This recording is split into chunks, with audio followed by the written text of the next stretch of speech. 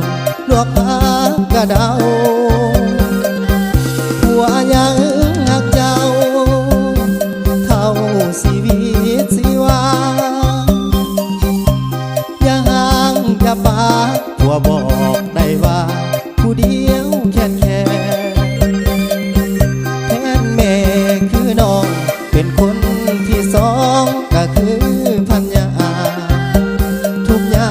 กอดเอาเด้อล่ะผู้ใดสิว่าอย่าสนผัวจนอายคนบ่อายไผบ่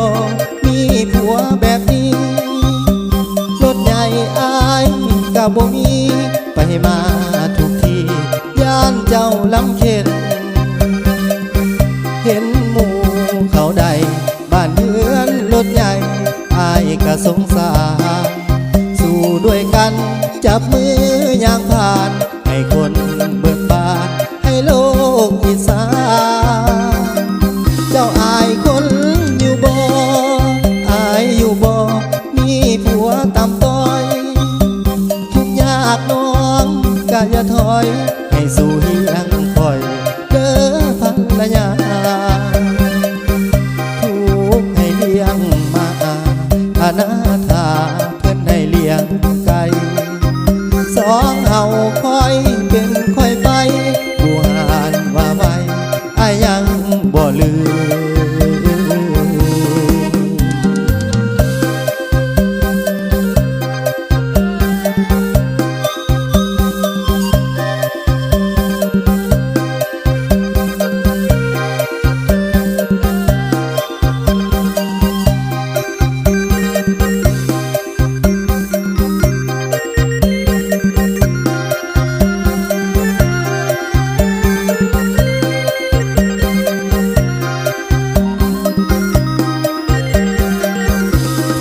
จนอายคนบ่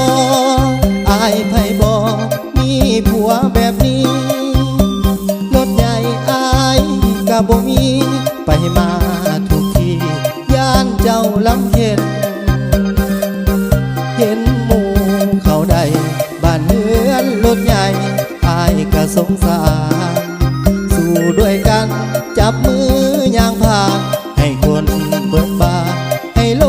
กอิสาเจ้าอายคนอยู่บ่อายอยู่บ่มีผัวต่ำต้อยทุกยากน้องก็อย่าถอยให้สู้เฮียงคอยเด้อภรรยาทุกให้เลี้ยงมาอนาถาเพื่อนให้เลี้ยงไก่สองเฮาคอยเป็นคอยไป